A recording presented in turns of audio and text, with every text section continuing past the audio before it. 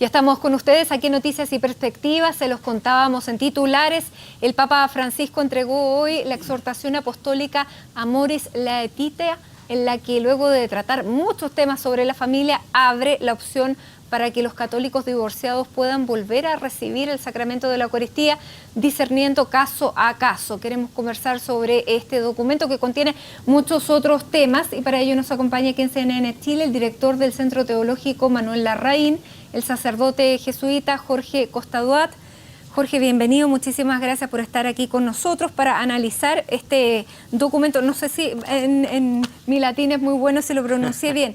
Amoris Laetitia. Laetitia, era mucho más fácil, ya. Que habla, bueno, de muchísimos temas y que, bueno, lo más novedoso era lo que veíamos y que aparece casi en las últimas páginas, en los últimos capítulos de este documento. Pero te quería preguntar, ¿hay un cambio en la doctrina de la Iglesia en este documento? Mi impresión es que no, pero hay un giro enorme, muy importante en el planteamiento de la moral sexual católica.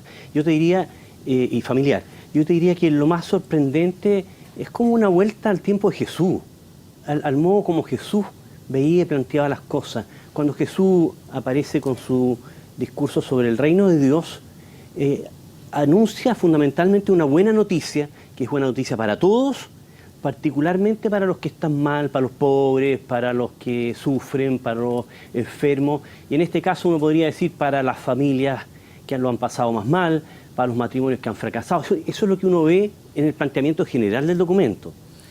Claro, ¿y cuál entonces sería la novedad? Yo creo que en el planteamiento, estamos pasando de un planteamiento bastante doctrinal que ha predominado en las últimas décadas, y que no es de toda la historia de la Iglesia, sino que en las últimas décadas, donde lo central es como lo permitido o lo prohibido, lo blanco y lo negro, y un planteamiento donde lo fundamental también es proyectar una imagen de familia o de matrimonio ideal, en base a lo cual todo lo demás se debe ajustar a un planteamiento donde lo que importa no es tanto la doctrina, sino la realidad de las personas. Lo fundamental es la realidad, cualquiera sea. Entonces, la Iglesia en este caso está admitiendo todas las realidades posibles y quiere tener el Papa y la Iglesia una palabra que decir a las personas en sus distintas circunstancias. Ahora, en lo que más se abre es la opción a las personas, a los católicos que se divorciaron, que puedan volver a acceder al sacramento de la Eucaristía. Es lo más novedoso y es lo más problemático, porque nosotros sabemos que había una tensión enorme en el sínodo, fuera del sínodo, a alto nivel, entre cardenales, entre sacerdotes, entre teólogos. De los cardenales que estaban en oposición. Entonces era el gran punto. Y si tú ves la redacción de esos números, nunca se habla de comunión, de acercarse a comulgar o no. Pero una lectura atenta, evidentemente, entiende que se está hablando de eso, porque se habla de los grados de participación o de pertenencia, y la palabra aquí es de integración a la comunión eclesial. La comunión. Entonces aquí la clave es la palabra integración, y lo que se desea es que los católicos sean lo más integrados a la Iglesia posible. Y no pone tope. No pone tope, pero tampoco define un criterio claro, y eso puede quedar al arbitrio de los obispos locales, que pueden tener un criterio bastante distinto. Porque él habla del discernimiento, que es bien jesuita. Y eso te lo quería preguntar, porque dice, esto tal vez no es para todos, sino que hay que discernir en cada caso. ¿Quién es el llamado a discernir y a darle la posibilidad a esa persona? Primero, el discernimiento es jesuita, pero pertenece a la Iglesia. La Compañía de Jesús tiene unos casi 500 años, 400 años, pero es parte de una tradición donde existe el Espíritu Santo que debe ser discernido por los cristianos. Entonces, en esto no hay nada nuevo. Ahora, entonces yo te diría, primero, el criterio fundamental es integración, que puede ser progresiva y no tiene tope. Es decir, existe hoy por hoy la posibilidad de que personas, incluso que hayan hecho el peor de los recorridos posibles en su matrimonio, hagan un proceso de reconocimiento, de crecimiento, de reparación, de sanación, y que el día de mañana puedan acceder a eso es lo que está explícito en el texto, a la comunión. Ahora, integración, acompañamiento, eso es otro gran criterio. Es decir, la Iglesia pone a disposición de la persona que ha experimentado un fracaso en su vida de un sacerdote, o podrían ser otras personas más, que le ayude a los que han fracasado a hacer un camino, ese camino que sea un camino asistido. Y lo otro dice que es fundamental distinguir caso a caso. Es decir, no es la solución, por decirlo así, es la mejor de todas, la más responsable de todas, porque no es tampoco decir, bueno, ya cada uno ahora, la exhortación apostólica deja la posibilidad, cada uno hacer que sea comulgar como quiera y como sea. No, hay integración, hay acompañamiento, hay casos y casos, y en última instancia, los números lo dicen, se subraya algo que está subrayado en todo el documento, que es el valor de la conciencia. Es decir, si es que hay alguien que discernir, el discernimiento se va haciendo con una ayuda, es asistido por un acompañamiento con alguien que sabe y que puede entonces ayudarle a las personas a hacer ese camino. Pero evidentemente que la decisión última la tiene la persona. No puede quedar entregado algo así a un permiso de un sacerdote. No. Ahora, Jorge, tú dices que con esta exhortación el Papa se está abriendo a distintas realidades de familia y que no es la familia la que se tienen que adecuar a la Iglesia, sino que la Iglesia a la familia. Pero ¿qué pasa con los otros modelos de familia? Porque aquí habla de estas llamadas situaciones irregulares. Sí. Yo no sé si es muy feliz el término, Papa, pero... No me acuerdo bien el número, pero elude el tema, es decir... Pero hay, claro, personas que no están casadas, convivientes, personas que conviven y que son del mismo sexo, que él dice que no puede haber matrimonio, pero esas situaciones existen. ¿Qué pasa en esas situaciones? De hecho, el Papa cita a los obispos chilenos, un documento del año 2014, para decir que no hay familias perfectas. Como diciendo, miren, no busquemos tanto la familia ideal, busquemos la familia real. Apoyemos a las familias reales. Todas las familias son reales. En ese sentido, eso es lo fundamental. Y la mirada hacia la familia o las personas es una mirada hacia su realidad y a su capacidad de ir creciendo. Entonces, una mirada, siempre te usa la palabra crecimiento, acompañamiento, lo constructivo, donde hay una circunstancia de cierta seriedad en la vida familiar, marital, sexual. Esa situación puede crecer, puede mejorar. Y eso es lo que la Iglesia está observando y eso es lo que la Iglesia quiere potenciar. ¿Y la Iglesia reconoce como familia a los núcleos que están en estas condiciones, por ejemplo, de convivencia? No está preocupada de la definición, incluso lo dice. No nos preocupa tanto, no me acuerdo bien cuál es la expresión que usa. No nos preocupa tanto decir qué es lo que es familia, cuanto que reconoce que hay una pluralidad enorme de familias. ¿Sí? Eso es muy notable. Eso es bastante novedoso. Ahora, con respecto al tema de la homosexualidad, dice, es más conservador, porque dice, se respetan, se acogen sin manchas de discriminación, pero no hay fundamento para hacer una analogía, ni siquiera remota, frente a las uniones homosexuales y el diseño de Dios sobre el matrimonio. Respeta a los homosexuales, sin embargo, ¿qué pasa con el ejercicio de la homosexualidad de esas personas? A ver, las cosas hay que verlas en una cierta perspectiva. Este texto, uno podría decir, da un paso adelante respecto al catecismo, que tiene una visión un poquito más negativa todavía, en la cual se refiere concretamente a los actos homosexuales y hay una clara, si no me equivoco bien, si no me equivoco, hay una clara como condena de lo que son esos actos. Aquí no se menciona el tema de los actos homosexuales, con lo cual ya hay un cuidado. Después, hay una insistencia en que las personas homosexuales merecen máximo respeto, eso está. Y es verdad que dice que en las uniones homosexuales no hay equiparación posible con el matrimonio, ese es un asunto. Pero hay que ver que este tema de la homosexualidad tiene una historia en el siglo XX, recordemos un poco que en algún momento se pensaba que esto era una perversión, es decir, que era una realidad éticamente imputable a la libertad de las personas. Después se nos dice que no es una perversión, sino que es una enfermedad. Se funcionó con ese esquema, entonces se trató de mejorar la enfermedad. Y la Iglesia va detrás de la ciencia. Ahora se nos dice que no es una enfermedad, sino que es una condición. Bueno, algunos ahí hay toda una discusión, hay personas, hay obispos que consideran que es más o menos anómalo. Bueno, el caso es que hay un aprendizaje en el siglo XX y la Iglesia ha ido detrás de ese aprendizaje. En todo caso, yo lo que diría es lo siguiente, que allí donde hay un vínculo de amor serio y ese vínculo puede crecer, en la perspectiva, aunque no lo diga el texto, en la perspectiva del texto de esta exhortación apostólica, la Iglesia está dispuesta a apoyar eso.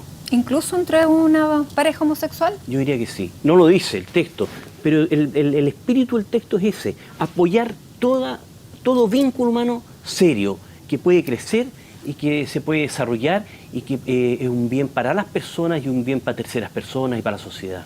Ahora, el Papa se refiere también a lo que significa la Eucaristía y él pone otro concepto, que la Eucaristía no es para los que son los católicos perfectos, sino que es un alimento para los católicos necesitados. Y ahí da vuelta un poco el paradigma y permite la comunión para muchísimas personas. Eso viene en el Nuevo Testamento. Pero eso va a ser aceptado porque lo conversábamos, hay un grupo que se opone fuertemente a estas reformas del Papa. Sí. ¿Cuánto apoyo va a tener el Papa en eso? Hay que distinguir situaciones. También en el Nuevo Testamento se distinguía. Si uno no puede llegar a la Eucaristía como si nada. Está claro que no. Pero si uno toma el Nuevo Testamento y recuerda un poco de dónde proviene la Eucaristía, y recuerda que Jesús comía con los que nadie comía. El antecedente de la Eucaristía está en la práctica de Jesús. Los fariseos se juntaban a comer entre ellos y excluían a los demás. Ellos decían, nosotros somos los buenos, nosotros somos los justos, y excluían a los otros. A Jesús lo acusan de comilón y borracho porque come con medio mundo. Ese antecedente es muy bueno, porque precisamente la Eucaristía es el lugar de la cena del Señor, donde se comparte y donde se apoya a los que más lo necesitan. Ahora, ¿cómo se va a traducir este documento, esta exhortación apostólica en cada una de las iglesias locales? Porque no sé. va a depender también del discernimiento y de la opinión y la línea que tenga cada uno de los obispos, y no todos los obispos tienen la misma línea. Sí, no sé. Todavía es muy temprano, salió hoy día el documento, no sé qué se va a hacer. Yo, como te decía, creo que en este punto es lo mejor que se pudo haber hecho, es lo más responsable, lo más serio, y yo espero entonces que nuestras conferencias regionales o locales ofrezcan caminos lo más misericordiosos posible, lo más ayudadores, tal vez incluso con ayuda, no sé, estoy pensando en algún psicólogo, psicóloga, que ayuden a las parejas a hacer ese proceso de sanación en el que han quedado respecto a su fracaso anterior, por de pronto para que curen esa situación, y también si han cometido errores, que no los vuelvan a cometer. Ahora, Jorge, en este documento también se ve que la Iglesia se está acercando un poco a las personas que se alejaron de la Iglesia, porque la Iglesia más bien se fue apartando de ellos, pero los acoge porque esto recoge lo que hizo el Sínodo, y el Sínodo es preguntarle a cada uno de los católicos qué es lo que quieren y qué es lo que piensan. ¿El Papa está respetando lo que piensan los católicos?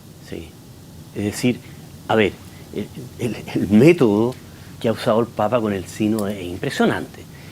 No es ajeno a algo teológico que tiene que ver con que la fe de la Iglesia reside en todos los bautizados. Entonces, el Papa lo que ha hecho es consultar a todos los bautizados. Lo que normalmente uno ve y que ya casi se hace insoportable es que la jerarquía eclesiástica enseñe pero no aprenda. Lo que aquí estamos viendo es que un Papa quiere enseñar a partir de lo que era de un aprendizaje en el cual se han escuchado las opiniones de muchas personas. Entonces, ese hecho es muy importante, porque el Espíritu Santo, suponemos los católicos, está actuando en toda la Iglesia. Y ese hacer la vida por los caminos más increíbles, porque así es la vida, va indicando, da señales unos a otros que, si son bien recogidas, van incrementando un aprendizaje. Esto es el primer signo más concreto que hace el Papa Francisco en materia de apertura de la Iglesia, porque hasta ahora habíamos visto muchos signos, pero más allá de los signos no habíamos visto grandes transformaciones para la comunidad. ¿Dirías tú que este es la mayor transformación que ha logrado el Papa en estos 3 años? Mira, hay que distinguir. Yo creo que la situación actual entre la institución eclesiástica y la Iglesia, considera el pueblo de Dios, los bautizados en general, es un foso tremendo, y en ninguna parte se advierte este verdadero divorcio entre lo oficial y el cristiano común y corriente, que en materias de sexualidad y familia. Aquí el punto es trágico, y si esta es precisamente uno de los argumentos más poderosos de la necesidad de esta exhortación apostólica, es que si no hay una solución a este punto, sobre todo hoy, cuando son tantas las familias que fracasan, la fe no va a pasar a las siguientes generaciones, como no está pasando. Ujú. Ahora, Por último, también la exhortación habla del gozo en la sexualidad, cosa que antes no se hablaba ni no se tocaba. Y habla de esta dimensión erótica del amor que dice que es un regalo. Y Dios dice, ama el gozo del ser humano. Si Dios crea, se supone que crea a cada una de las personas y a uno lo crea homosexual, ¿por qué no puede permitir que esa persona viva su sexualidad como fue creado? bueno, esa es la pregunta fundamental. Porque, a ver, todo lo real para un cristiano es creación de Dios. Lo único que no es creación de Dios es el pecado. Si Dios ha creado personas homosexuales, porque las ha creado, creo yo, son criaturas de Dios, es decir, en cierto sentido que tal vez nosotros no podemos entender, porque además culturalmente es un tema para nosotros bastante nuevo. Si Dios ha creado, entre comillas, la homosexualidad, entonces uno se tiene que preguntar, bueno, ¿y qué curso tiene este modo de existencia? Y ahí uno queda con la pregunta hecha. Falta mucho para que la Iglesia se haga eso. Yo creo que hay que estudiar más este punto. Yo creo que falta estudio en esta materia. Pero tú cualificas como un avance esta exhortación. Sí, por supuesto que sí, bien, muy notable. Es decir, hay una gran novedad. Está todo lo tradicional, está la doctrina tradicional, y eso más o menos nuevamente se plantea.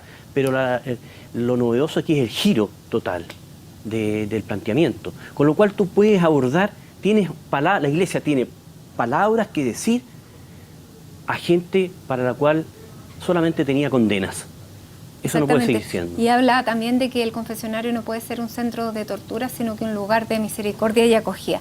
Sí. Bueno, tiene muchas palabras, es bastante largo, tiene 260 páginas este documento, trata de muchísimas cosas, hemos tratado de abordar las más novedosas, las más importantes contigo, así que queremos agradecerte porque tú eres uno de los estudiosos de este tema precisamente. El jesuita Jorge Costa Duat, muchísimas gracias por estar con nosotros. Por supuesto. Yo creo que, no lo dice el documento, pero yo estoy esperando que todos, especialmente, llegue a la enseñanza oficial de la Iglesia la experiencia de las personas que han fracasado y que han hecho un proceso espiritual. Me gustaría que la Iglesia aprendiera de lo que ha tenido que aprender la segunda familia, las terceras familias, que eso algún día llegue a convertirse en enseñanza para todos. ¿Van a tener que reencantarlos para que ellos vuelvan? Hay que tratar, hay que tratar de ir a escucharlos. De ir a buscarlos. Ir a buscarlos. Muy bien, Jorge, muchísimas gracias por estar con nosotros. Un gusto, gracias por la invitación.